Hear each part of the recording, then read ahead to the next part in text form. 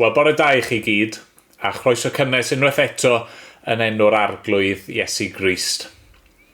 Wrth i'r canllawiau ddechrau ysgafnhau, pethau'n llacio yn gymdeithasol, mae fwy a fwy o bobl wedi dechrau teithio eto yn do, a fi wedi clywed ambell i stori am bobl yn cael ei dal allan.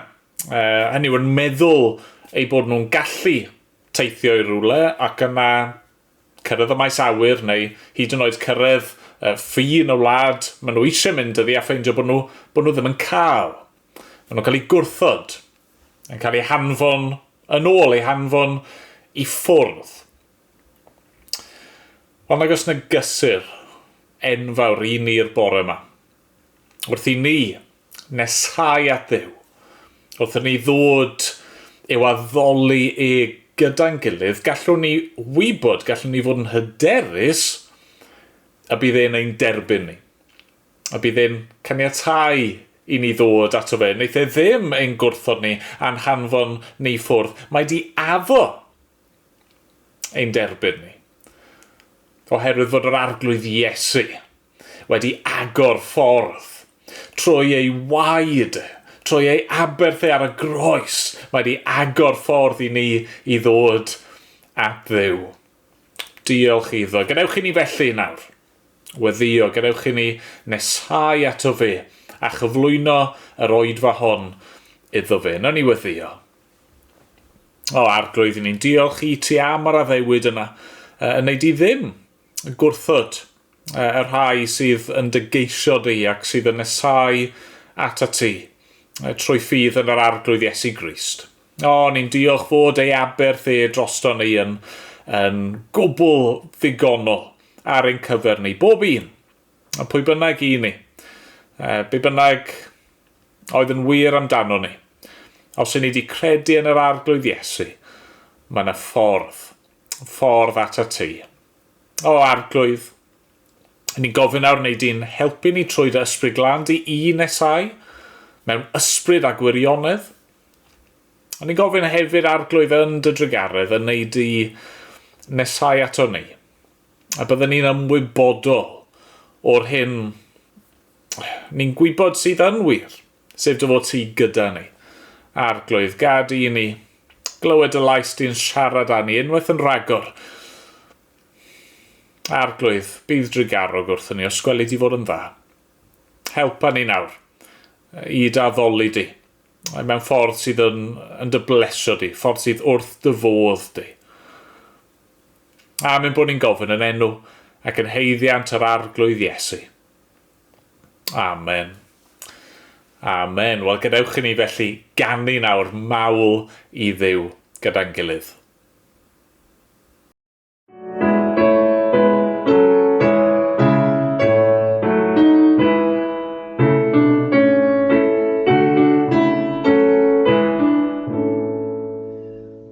Glory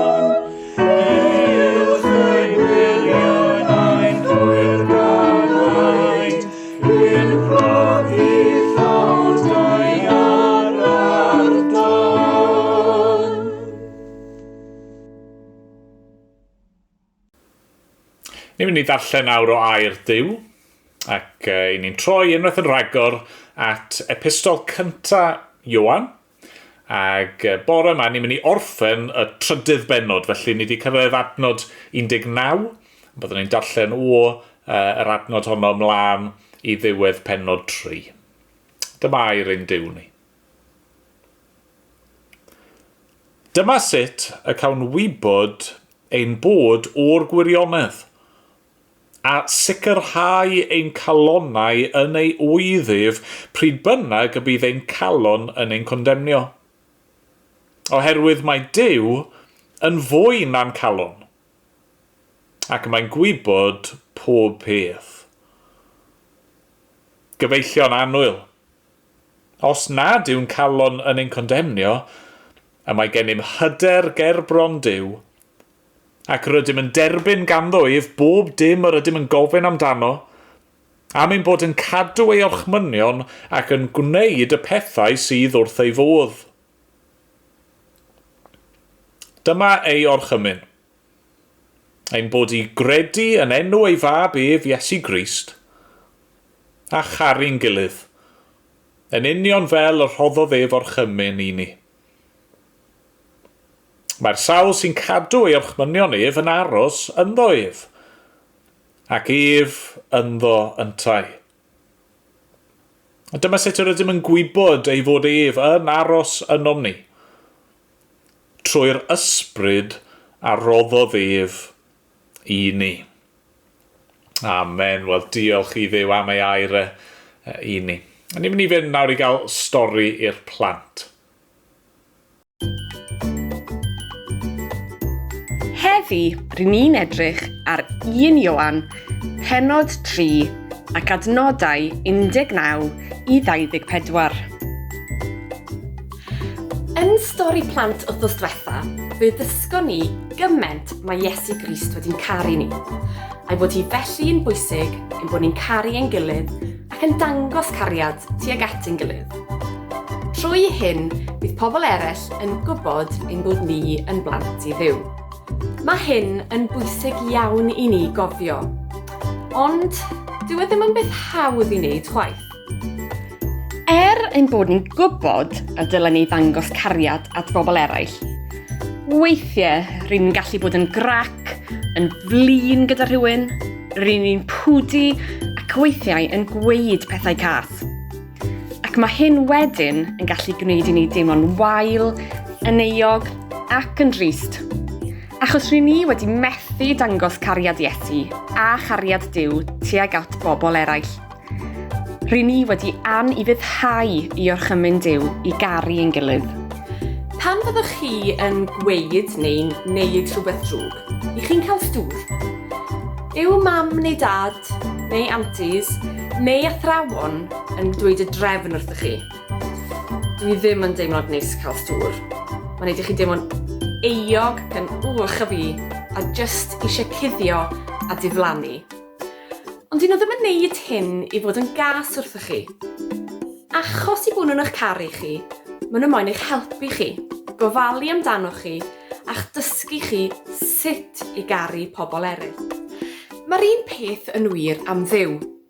Pan fyddwn ni'n pechu, yn gwneud pethau drwg, a ddim yn nifuddhau i orchmynion Duw, efallai bod arno ni ofn dod at Dduw.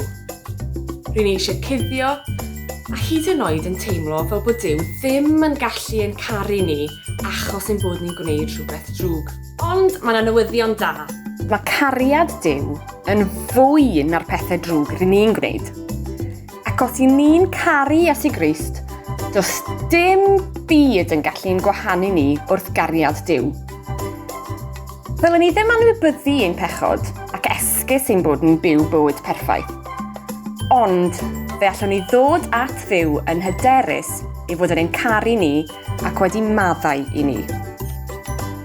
Na, does dim yn y bydysawd yma greo Duw yn gallu'n gwahanu ni oddi wrth gariad Duw yn ein harglwydd ni y Meseia Iesu.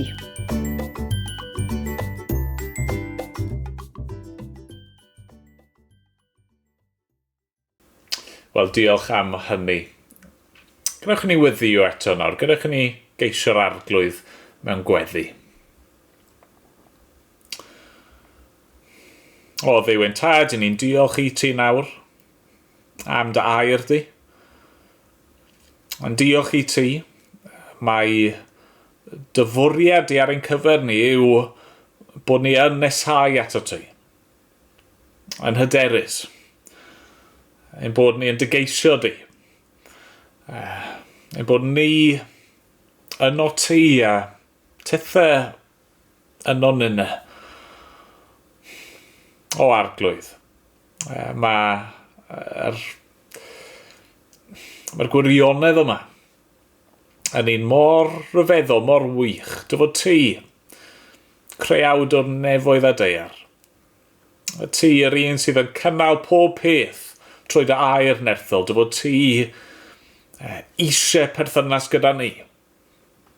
Dy fod ti eisiau i ni weddio fel hyn a siarad efo ti a rwy ti'n gwrando arno ni. Ti eisiau i ni weddio wrth dy fodd di. Ti eisiau ateb yn gweddio ni yn enw yr arglwydd Iesu Grist. Ti eisiau i ni fel pobl i fyw dy fwyn di ac rwy ti arglwydd eisiau tywallt dy heilioni, dy fendith, dy gariad di arno ni.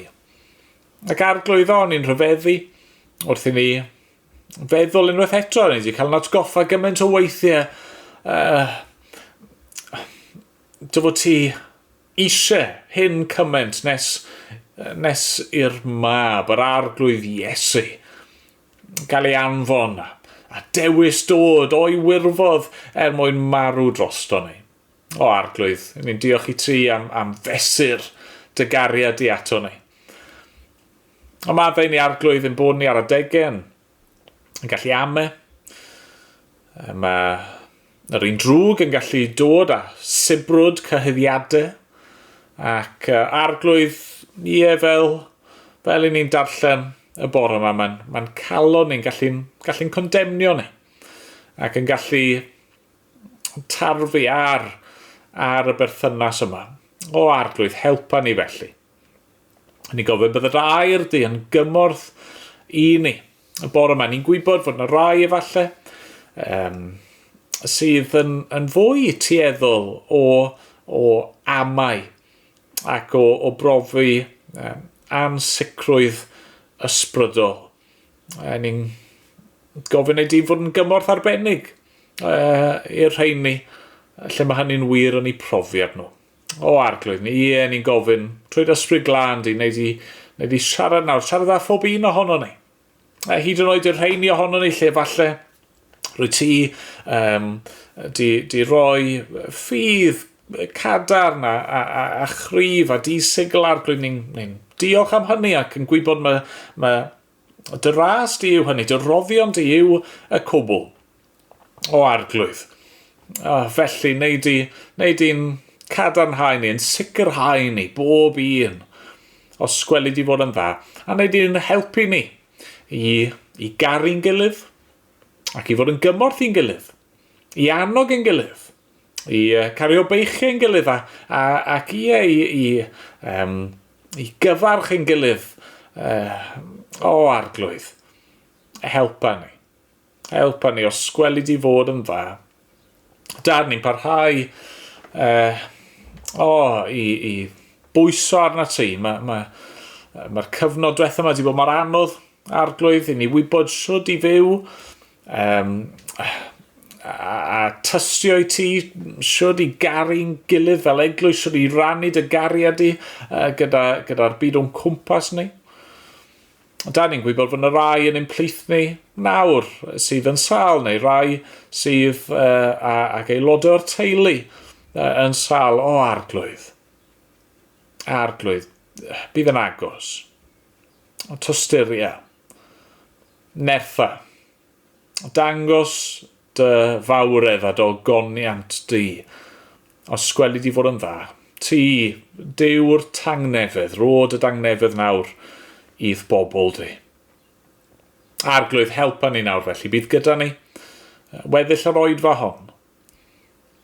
A mae'n bod ni'n gofyn yn enw ac yn heiddiant yr arglwydd Iesu Grist. Amen. Amen. Wel ganon ni eto gyda'n gilydd cyn bod ni'n troi at air Duw.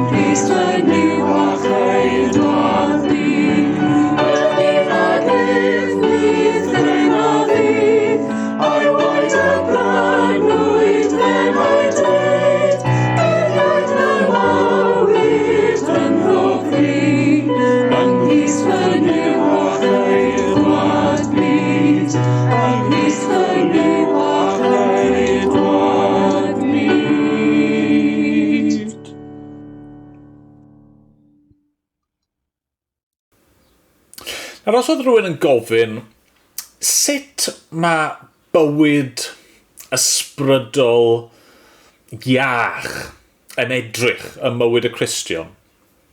Fi'n credu bys rai o'r adnodau ni wedi darllen bore yma yn le 2 i ddechrau. Edrychwch ar adnodau 21 a 22. Gyfeillio'n annwyl. Os nad yw'n calon yn ein condemnio, mae gennym hyder ger bron Duw, ac rydym yn derbyn ganddoedd bob dim rydym yn gofyn amdano, am ein bod yn cadw ei orchmynion ac yn gwneud y pethau sydd wrth ei fodd. Fi'n siŵr, os chi'n Gristion, bore yma, bysach chi'n cytuno, mae yna pictiwr hyfryd fan hyn yn does o sut byswn ni'n hoffi i'n bywyd yn ni fod. Bywyd ysbrydol iach. Bod gennym ni heddwch cydwybod. Ein bod ni'n gallu nesau yn hyderus at Dduw a mwynhau yn perthynas ni gyda fe. Ein bod ni'n gweddio ac yn cael ein harwain i weddio mewn ffordd sydd yn ei blesio fe, a ffordd mae yn ateb yn glir, a bod ni'n cael ein nerthu i fyw mewn ei ddiddor i Dduw, byw ei fwy neu mewn ffordd sydd yn ei blesio fe. Hynny yw, dyma ni eisiau, nag yma. Dyma ddylsyn ni fod eisiau fel pobl yr arglwydd. Dyma'r math o fywyd mae Ioan yn ei gymeradwyo i ni a'r math o fywyd mae'r arglwydd wedi ei fwriadu ar ein cyfer ni. Mae e ar gael i ni. Trwy ffydd, yn yr arglwydd Iesu Grist, rydyn ni wedi derbyn maddeuant pechodau ac rydyn ni wedi cael ein cyhoeddi'n gyfiawn a felly does dim angen i'n calon ni ein condemnio ni mwyach.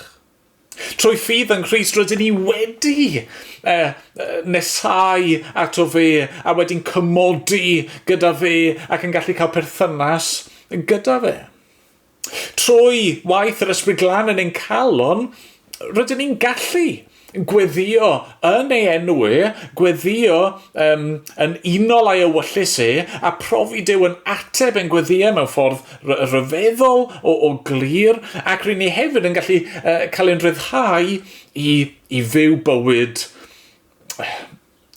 ei fwy ni. Ond wrth gwrs, fel bydd pob Cristion yn gorfod cyfaddu bore yma, yn anffodus dydy'n bywydau ni ddim bob amser yn edrych fel hyn. Dyma ni eisiau, dyma ni'n deheu amdano fe, dyma ddylswn ni fod yn ymddisgyblu mwyn ceisio ei feithrin yno ni, ac eto, os ni'n onest, pan ni'n edrych ar ein bywydau ni ac yn asesu'n sefyllfa ni, beth sydd yn digwydd yn aml iawn yw mae'n calon ni yn ein condemnio ni. A mae hynny'n beth peryglus, chi'n gweld? Oherwydd os yw'n calon ni yn ein condemnio ni, yna beth sydd yn debygol o ddigwydd yw yn hytrach na bod ni'n nesau at Dduw i ni'n mynd i rhedeg oddi wrtho fe, yn mynd i cuddio'n hunan oddi wrtho fe. Ac os ni'n pellhau oddi wrth Dduw, wel beth sydd yn mynd i ddilyn o hynny wrth gwrs yw ni ddim mynd i weddio, ni ddim yn mynd i fyw bywyd defosiynol iach a ffres, ac yn y pen draw ni'n mynd i ffeindio'n hunan yn byw bywydau gwahanol iawn i'r hyn mae Duw eisiau. Ni'n mynd i fyw nid fel plant Duw, ond fel y byd o'n cwmpas ni. Bydd yn bywydau ysbrydol ni ddim yn rhai iach, bydden nhw'r gwrthwyneb, bydden nhw'n afiach. Nath sawl person ddweud wrthai fod pregeth wythnos diwetha wedi bod yn anodd i'w wrando arno. Hynny yw bod nhw wedi ffindio'r neges yn un hynod o heriol, clywed am y ffaith bod ni'n naill ai yn casáu Cristnogion neu yn caru Cristnogion. Wrth glywed hynny ac wrth edrych ar maint eu cariad nhw at Cristnogion, o fi cydwybod nhw falle yn eu procio nhw. A falle bod hynny wedi bod yn wir amdano chi yr wythnos yma. Mae'r calon chi wedi bod yn eich condemnio chi. A mae'n ymddangos fan hyn fod Ioan, dan ysbrydoliaeth yr Ysbryd Glân, mae'n ymwybodol o'r perygl. Mae'n gwybod falle mae dyna fydd ein ymateb ni yw eiriau, oherwydd mae'n mynd ymlaen yn syth yn dydi fan hyn i ddweud, dyma sut cawn wybod ein bod o'r gwirionedd. A sicrhau ein calonau yn ei wydd ef, pryd bynnag bydd ein calon yn ein condemnio. Hynny yw, mae'n adegau lle fydd ein calon yn ein condemnio ni. A be mae Ioan eisiau yw bod ni yn sicrhau, yn cadarnhau ein calon ni yn yr adegau hynny mwyn i ni allu nesau at Dduw yn hytrach na'r gwrthwyneb. Felly, beth eisiau gwneud bore yma yw, fi eisiau ni feddwl yn gyntaf am yr condemnio yma. Beth yw natur yr condemnio yma yn ein calon. Mae eisiau ni ddeall hynny'n iawn yn gyntaf. Ac yna, fyddwn ni'n mynd ymlaen i ystyried, wel, sydyn ni'n sicrhau ein calon ni pan fyddwn ni'n gwynebu'r condemniad yna. Felly ddechrau, natur y condemnio. Ac mae eisiau ni edrych ar hyn yn gyntaf, achos mae'n rhaid i ni ddeall, mae'n rhaid i ni fod yn glir am beth yn union mae Ioan yn sôn fan hyn. Oherwydd mae'n bosib i'r galon, neu i'r cydwybod, i gyndemnio gwahanol bobl mewn gwahanol ffyrdd.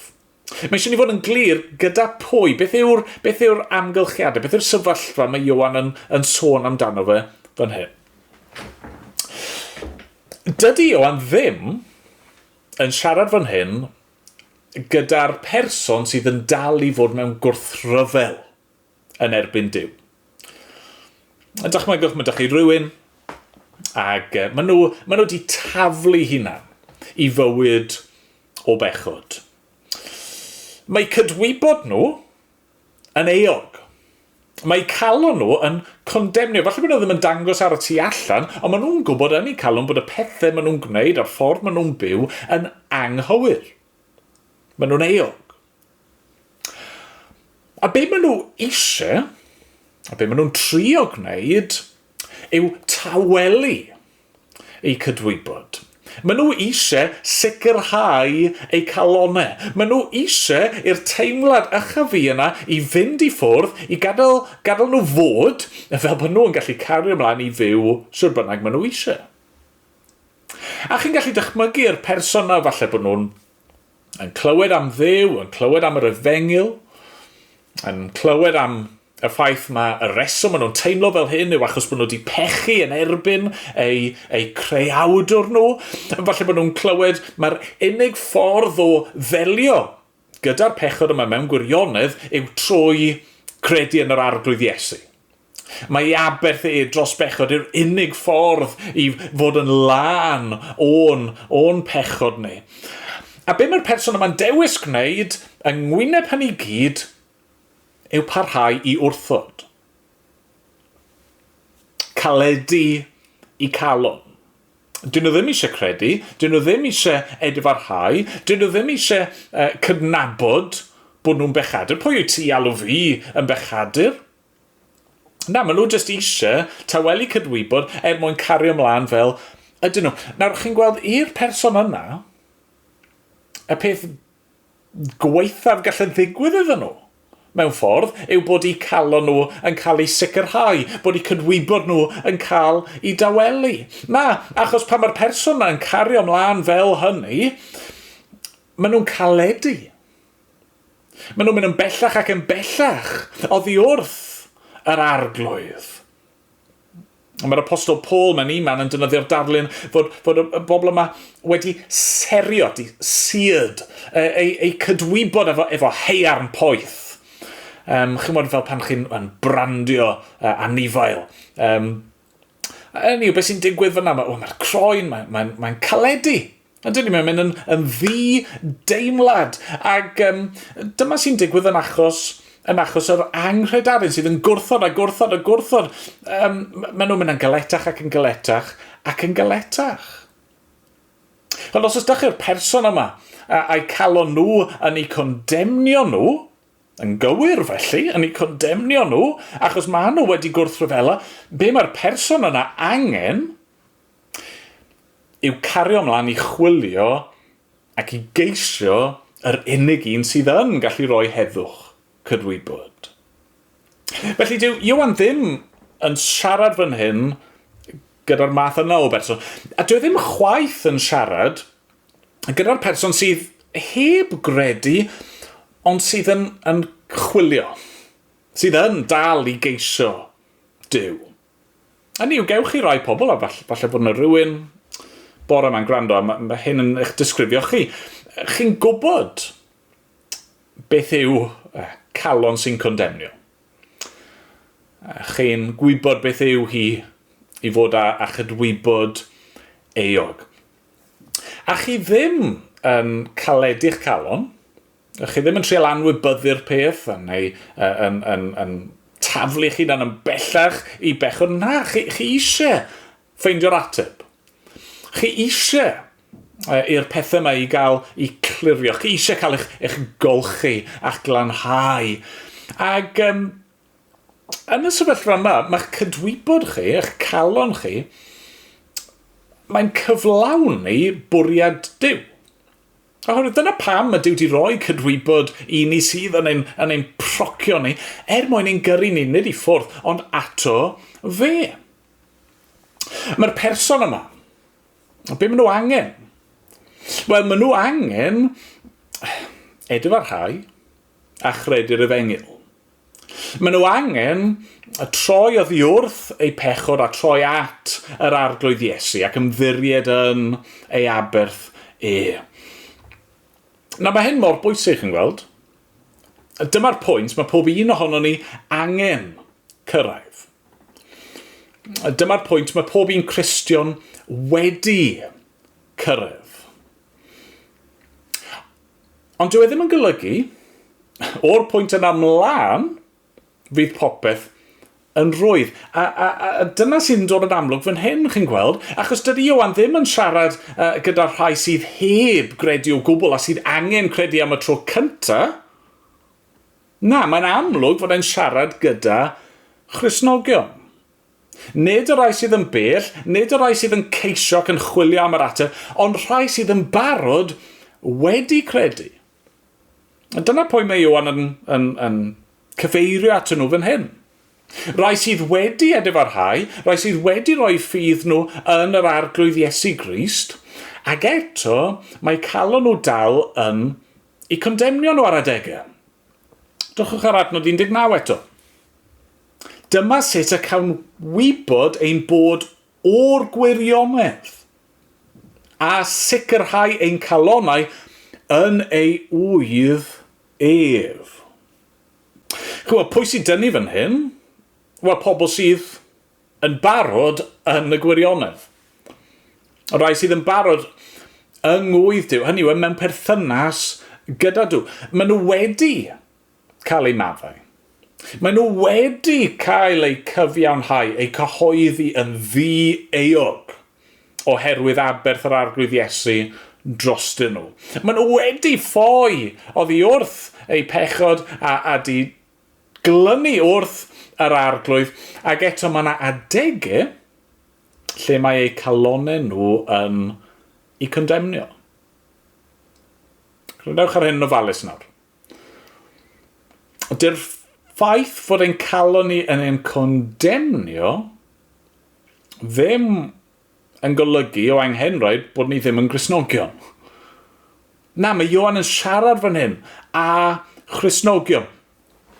Gristnogion fel chi a fi.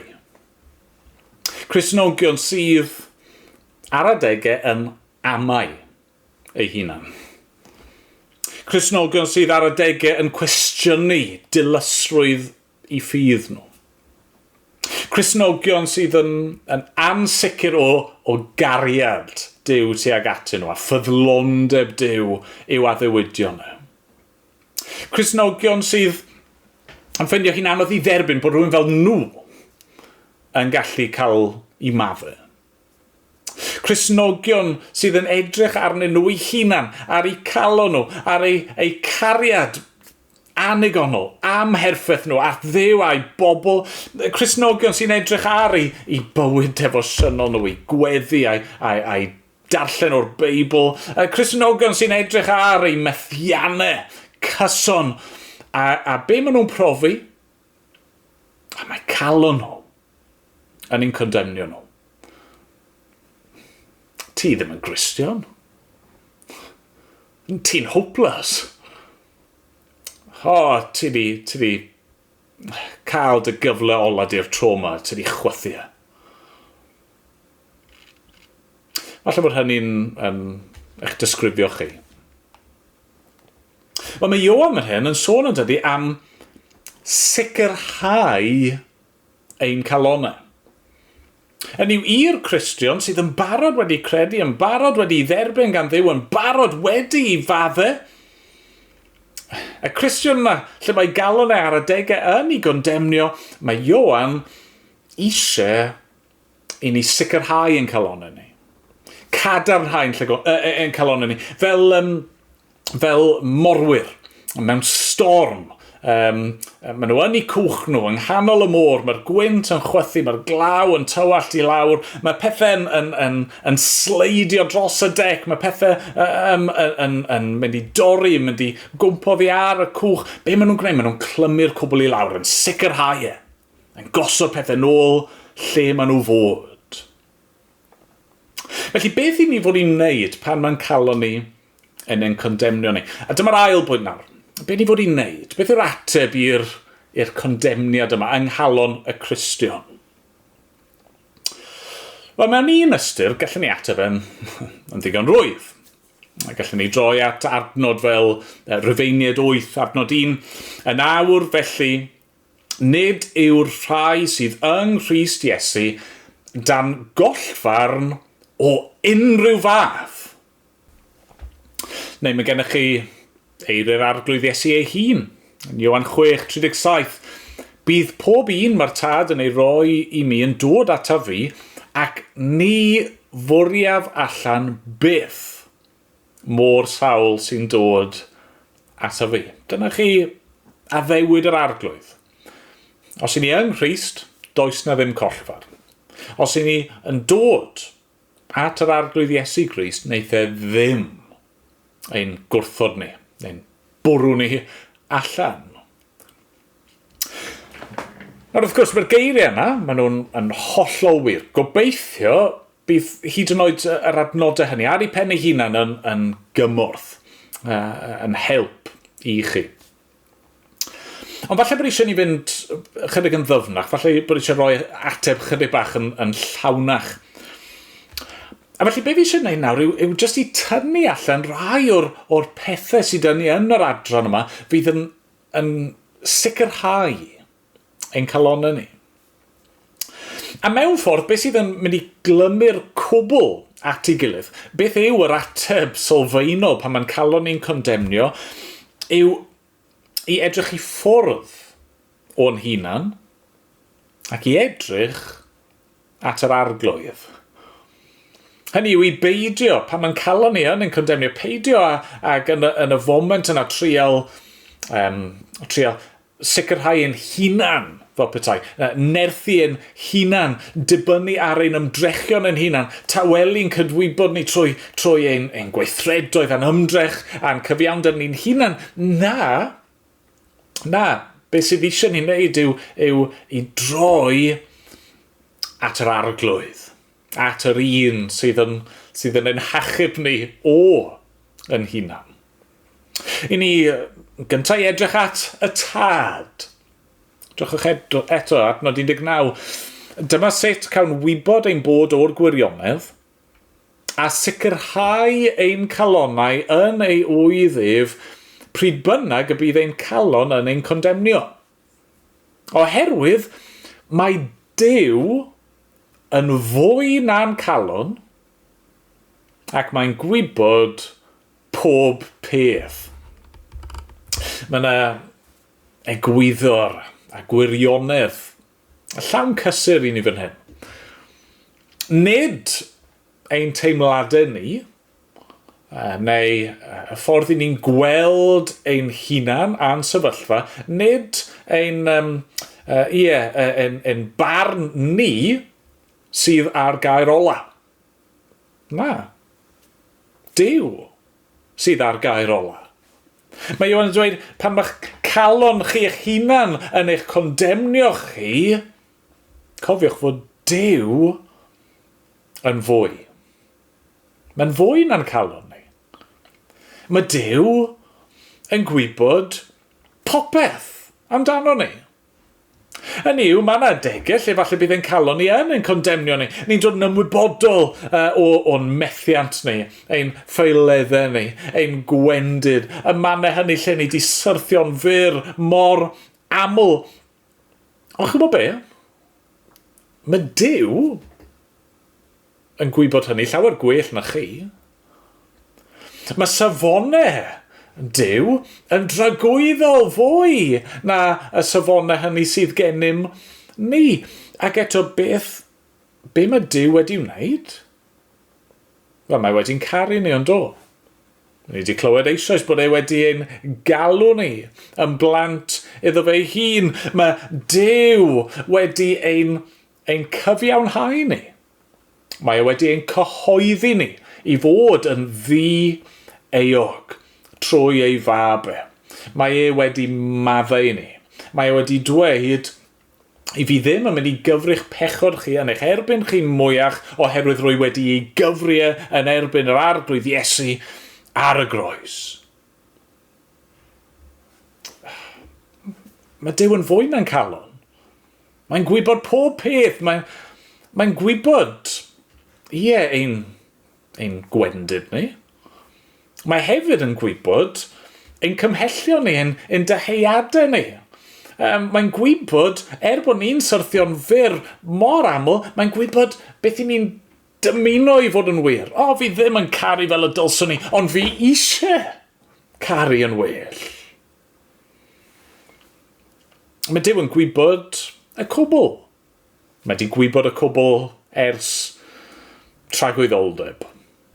Hynny yw, ni methu siocio Duw. Ni methu dod at Dduw a gweud, beth am hwn? Beth am hwn? Beth am hwn? Yr ateb bob tro bydd, fi'n gwybod. Fi'n gwybod pob peth amdano ti. A fi dal yn dy garu di. Pan mae'n calon ni yn ein condemnio ni, mae eisiau ni atgoffa'n hunan, pregethu un hunan, dydy'r tad ddim yn fy nghondemnio i. Mae'n fy nghroesawu. Mae'n fy ngharu. Mae wedi fy ngalw i yn blentyn iddo fe ei hun.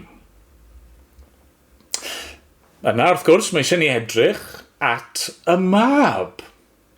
Adnod 23. Dyma ei orchymyn. Ein bod i gredu yn enw ei fab ef Iesu Grist a charu'n gilydd yn union fel yr rhoddodd ef orchymyn i ni. Gai ofyn i chi, beth yw'ch agwedd chi at y mab, at yr arglwydd Iesu Grist? Siwr eich chi ni weld e? Pan eich chi'n clywed ei enw, beth sy'n dod i'r meddwl? Ydych chi'n credu ynddo fe? Nid jyst credu yn ei fodolaeth hanesyddol e, a'r digwyddiadau hynny yn ei fywydau, ond ydych chi'n credu mae fe yw mab Duw? Ydych chi'n credu pan mae e'n dweud fod wedi dod mwyn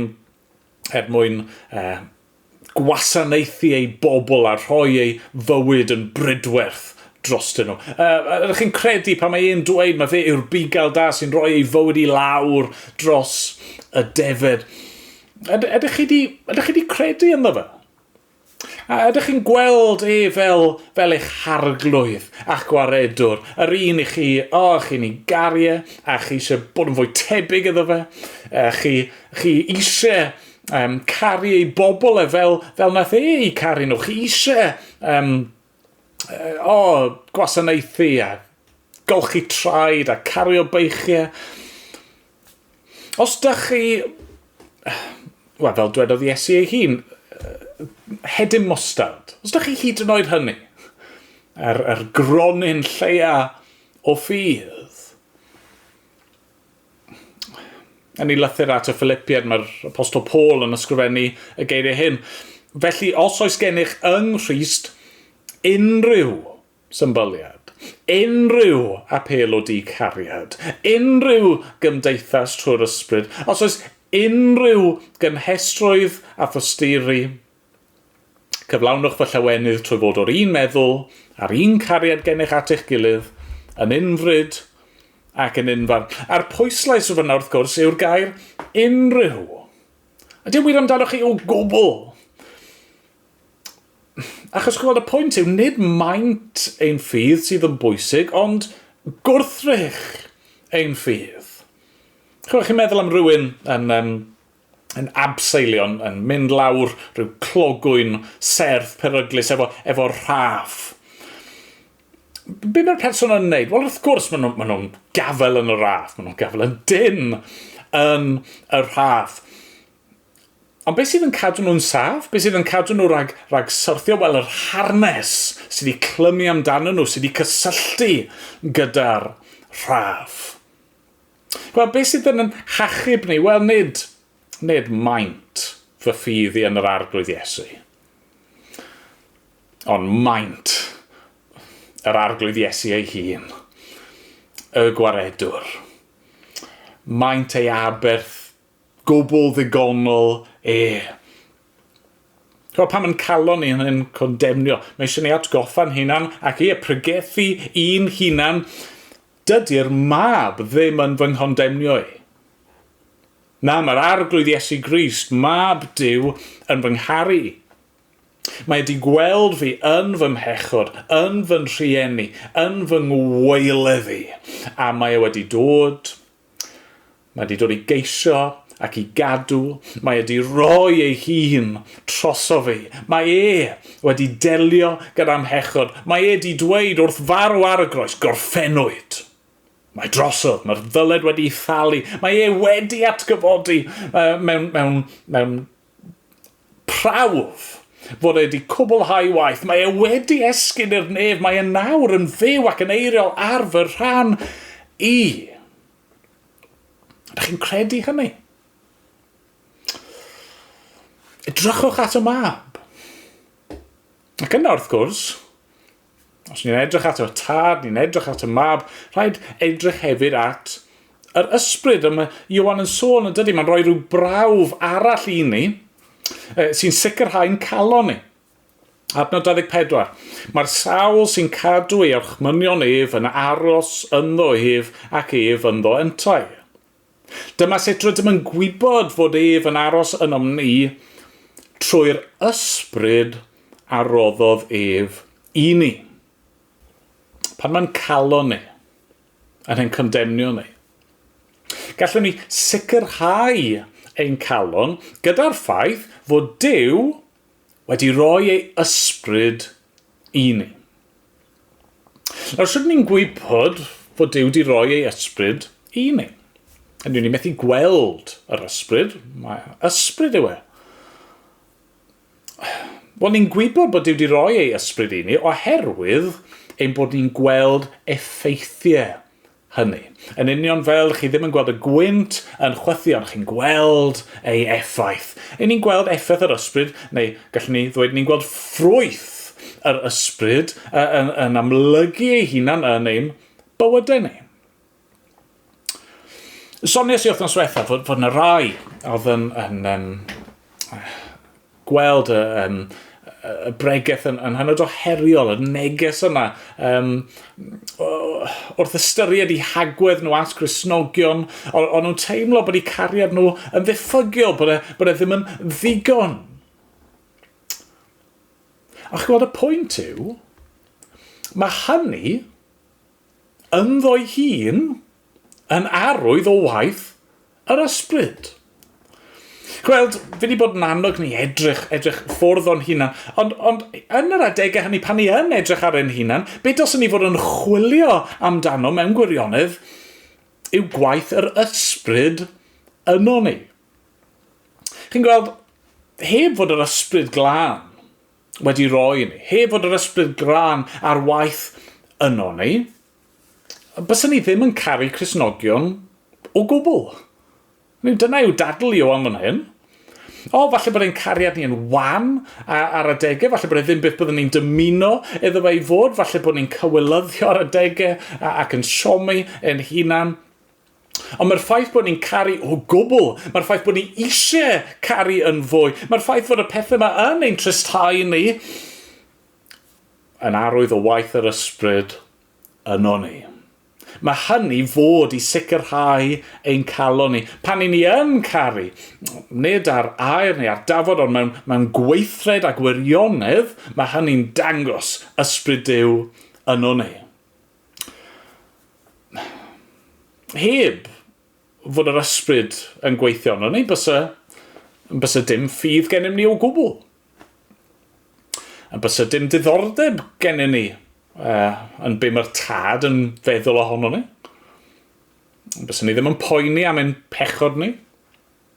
Bysa ni ddim yn credu ac yn derbyn Iesu, y Meseia croeshoeliedig, byswn ni ddim yn becso taten yn byti tristau ysbryd glân Duw. Byswn ni ddim eisiau gweddio a darllen y gair a byw ei fwyn, a byswn ni ddim eisiau dim o'r pethau hynny.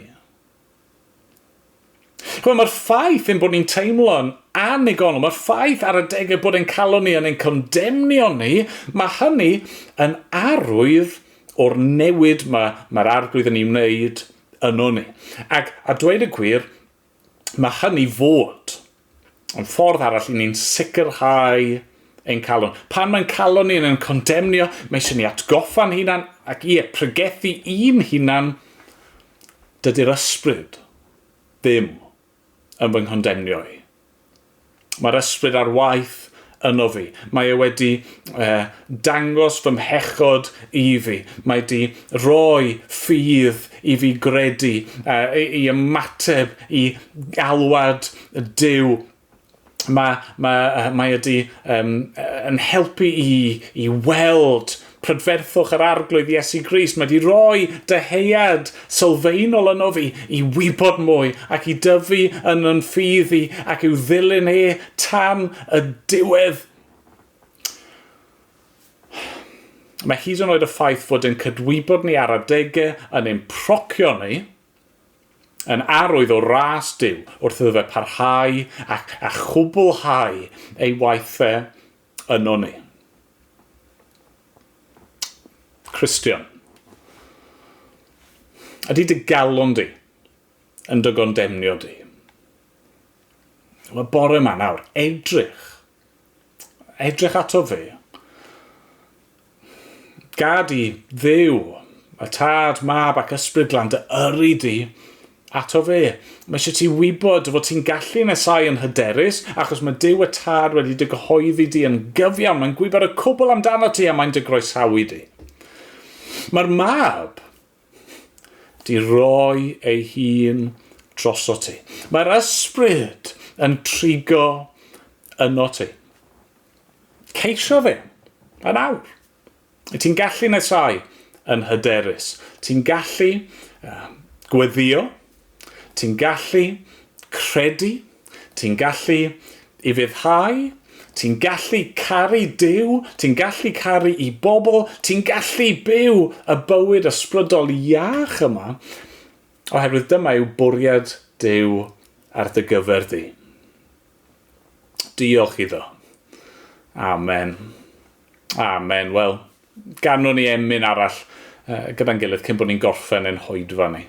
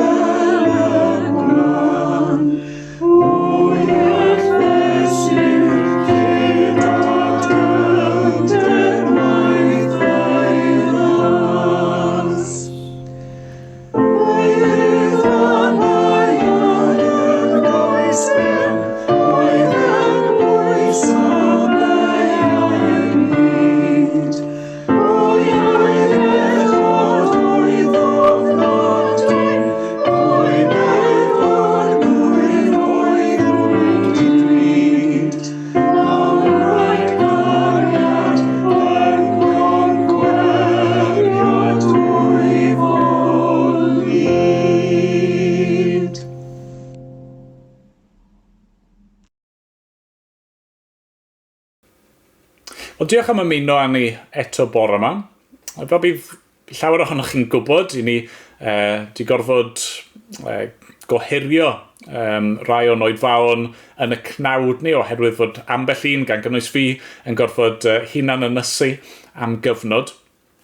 Gobeithio byddwn ni'n gallu ail ddechrau nhw yn fuan, a gobeithio os dyw a'i mynd cyn bo hir iawn, byddwn ni'n gallu symud fel bod oedfa'r bore ar prynhawn yn y cnawd ac yn fyw. A felly eto, os ych chi'n dymuno, neu pe bai chi'n dymuno, dod i'r oedfawn hynny, plis cysylltwch â ni, fel bod ni'n gallu rhoi eich manylion chi lawr a chysylltu â chi wedyn. Mae gennych ni weddio nawr a chyflwyno'n hunan i'r arglwydd. O dad, ni'n diolch fod y cwbl yn dy ddwylo di. Ti yn gwybod pob peth.